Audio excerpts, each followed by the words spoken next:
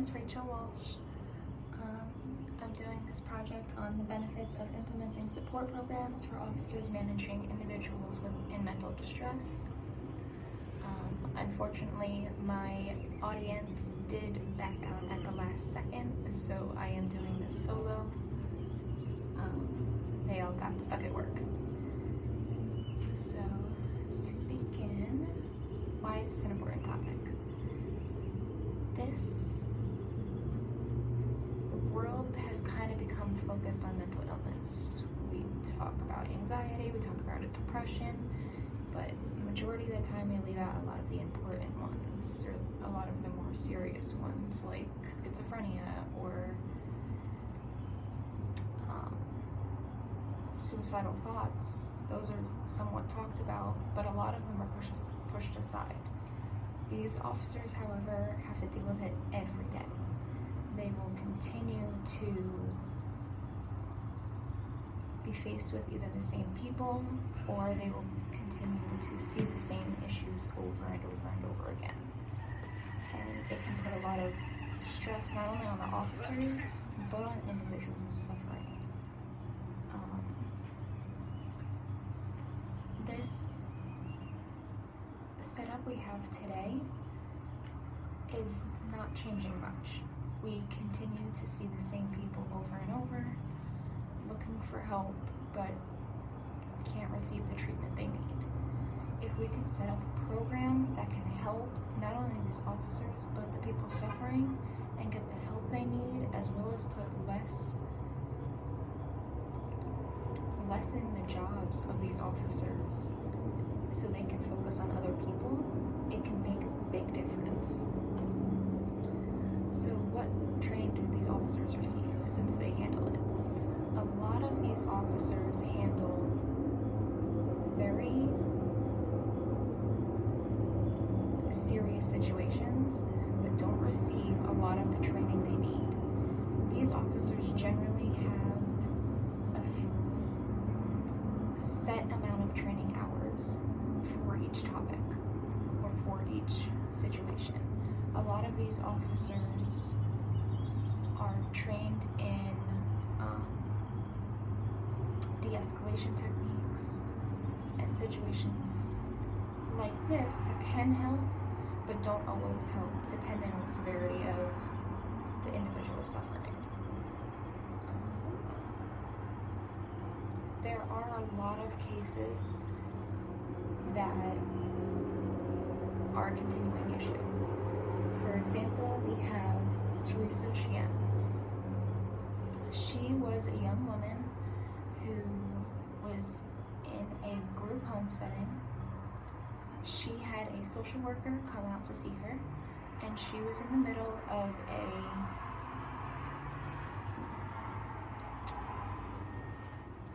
basically mental breakdown. She was struggling, she was threatening the social worker, saying she was going to kill her, and the situation just progressed. The social worker then called the police, and after she had called the police, she waited for them to arrive. She had stepped out of the room, the door was closed. The officers arrived, and they had tried and entered the room, and they were threatened with the knife, so they had stepped back and the door was shutting in. Police officers, not wanting the door shut, opened it back up and tried to de-escalate the situation. Unfortunately, the young woman reacted poorly because of her mental state, and she was then shot and killed. This is just one extreme situation where, unfortunately, the person suffering didn't survive, but she was suffering mental illness, and the police officers were put in a position where they couldn't talk her down, but they also couldn't leave her be. So there wasn't enough training for them to understand what she needed or how they can actually help her. The next person I wanted to speak about is Judith Gray. This is a woman. She is a mother, and she lived with bipolar disorder. She had lived a normal life. She took her medications. She did everything correctly. And she had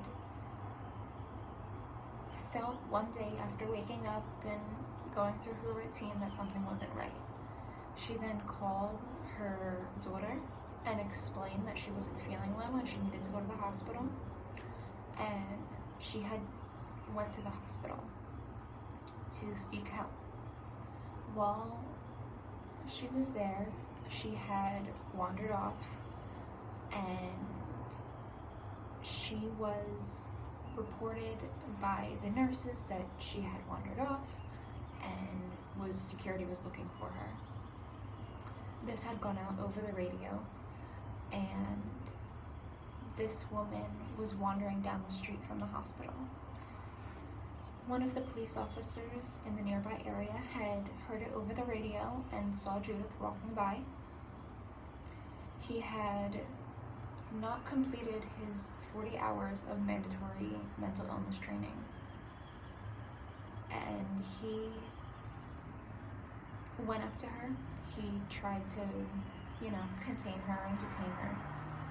And when that didn't work, he had tased her. And tased her to the point of laying on the ground unconscious. Thankfully, Judith was not hurt more than that, and she was brought back to the hospital and helped, and she was then able to sue the police department, not only for being in that situation where the officer wasn't trained, but the amount of force he used. This is just another example of how these officers don't always know how to react to a situation where someone with mental illness is struggling, someone who can't make the logical decisions some others can make. More often than not, officers will enforce the Baker Act. This is when an individual can be detained for 48 hours and they can get the mental evaluations they need. This will, more often than not, is a way to get these individuals off the street so they don't hurt themselves or others. This is a situation where they're causing issues, they're disturbing peace, they're threatening people, they're threatening to hurt themselves, and they can be put in a place where they will receive doctors' treatment to help them cope. However, this is only, I apologize, this is only 48 hours. After 48 hours, unless something is continuously wrong, they cannot be held. They will be released and sent back to their home.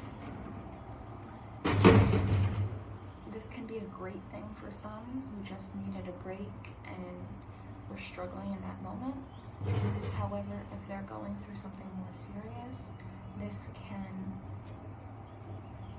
sometimes be more harmful because they are put back in the same position where the officer is going to have to come back 2 days later and try and help them again. Next up, some of the most common mental illnesses and common places we can find them. A lot of the common mental illnesses that we see people struggling with are bipolar disorder, schizophrenia. These are some of the more serious. As stated before, some of the less serious, such as anxiety or depression, which are more common today, can be seen wherever we go. Some of the most common places places we can find someone suffering from mental illness. Though it could be your next door neighbor, it is most common in places like prisons or jails for these people who are arrested, most likely because of their illness and the actions they sometimes take because of it. Or we can find it very commonly in the homeless population. The homeless, about 67% of homeless people have mental illness or are on the streets because of their mental illness. In prisons, more so federal level, it's about 14% of people suffer from mental illness, and about 26% of people suffer from mental illness in just our local prisons or local jails. This is very, very common, unfortunately, and as our prisons and jails are overpopulated and homeless are more often overlooked, it is very difficult for these people to get the help they truly need. What's a solution? As of right now, we are continuing to do the same thing we have done. We use the Baker Act. We continue to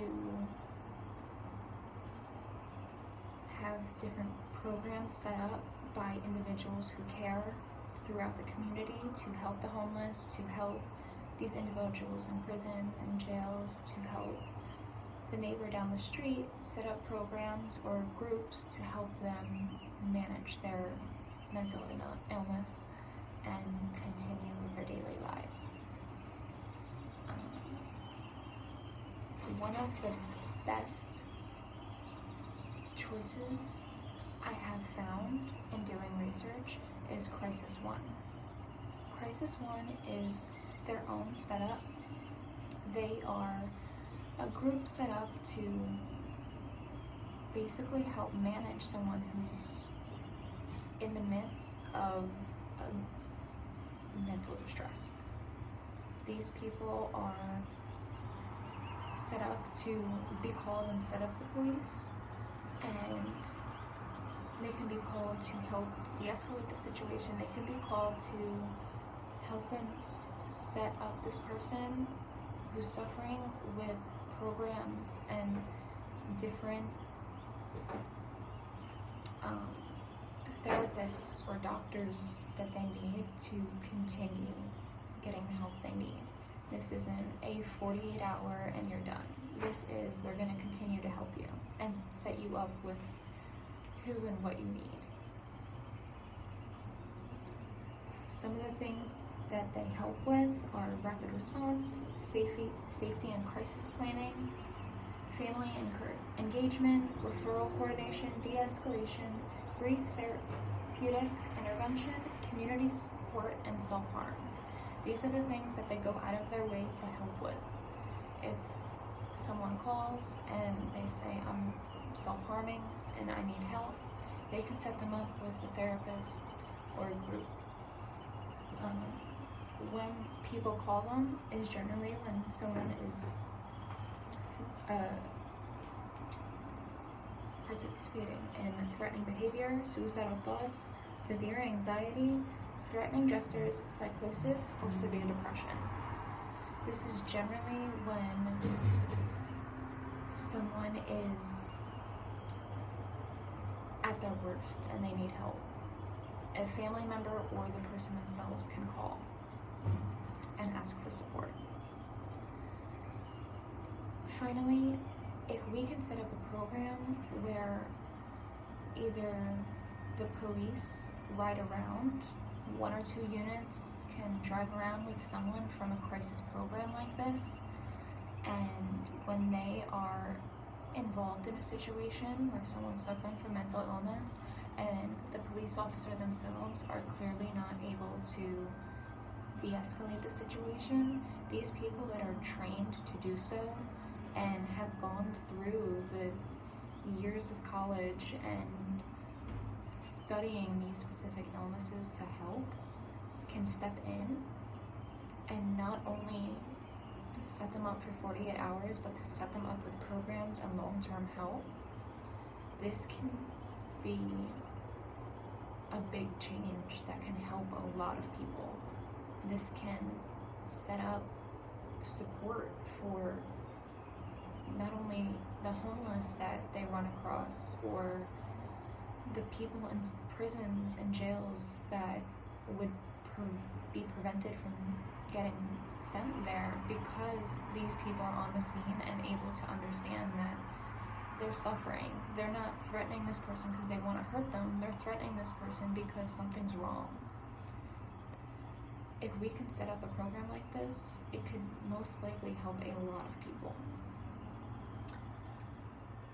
I think this is a great program, and it should be looked into more, and not just for these individuals that have family members that are suffering, but for police departments to genuinely consider inviting them into their stations and their calls to help these people. Thank you.